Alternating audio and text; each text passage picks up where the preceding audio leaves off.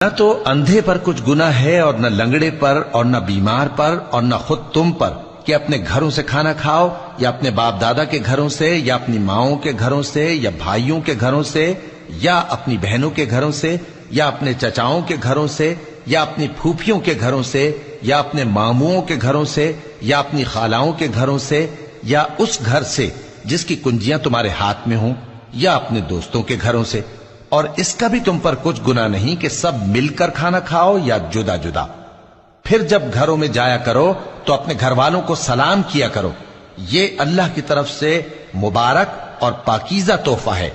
इस तरह अल्लाह अपनी आयतें खोल खोल कर बयान फरमाता है ताकि तुम समझो। मोमिन तो वो हैं जो अल्लाह पर और उसके रसूल पर ईमान लाए और जब कभी ऐसे काम के लिए जो जमा होकर करने का हो पैगंबर के पास जमा हो तो उनसे इजाजत लिए बगैर चले नहीं जाते। ऐ पैगंबर